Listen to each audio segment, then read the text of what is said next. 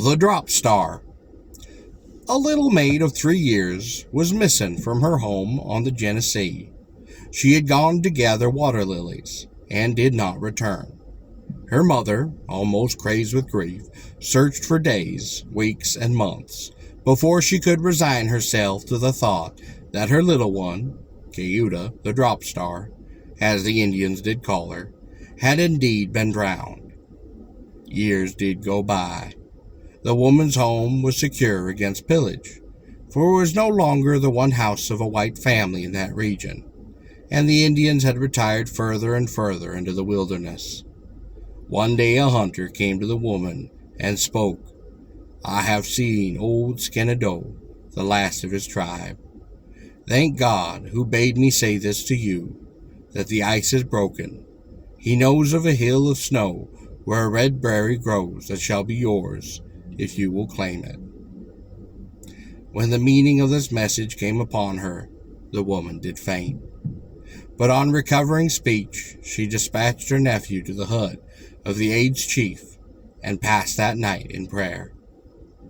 The young man set off at sunset, and by hard riding over dim trails, with only the stars for light, he came in the gray of dawn to an upright timber, colored red and hung with scalps.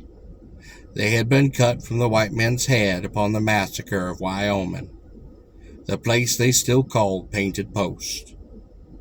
Without drawing rein, he sped across the hills that hem Lake Seneca.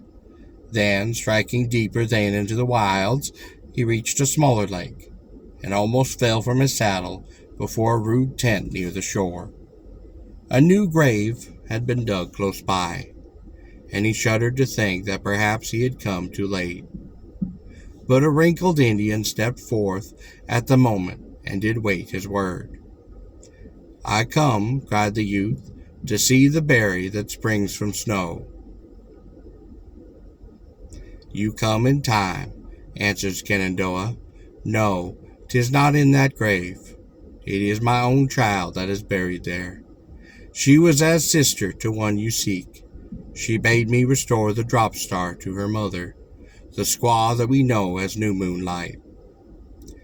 Then, stepping into the wigwam, he emerged again, clasping the wrist of a girl of 18, whose robe he tore asunder at the throat, showing the whited breast, and on it a red birthmark. Leading her then to the young man, he said, "And now I go to the setting sun." He did sling a pouch about him, loaded not with arms and food, but with heavy stones. He stepped into his canoe and paddled out upon the waters, singing as he went with a melancholy chant, his own death song.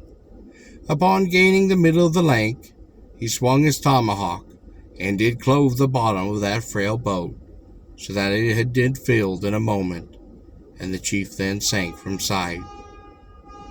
The young man took his cousin to her overjoyed mother, helped to win her back to the ways of civilized life, and eventually married her.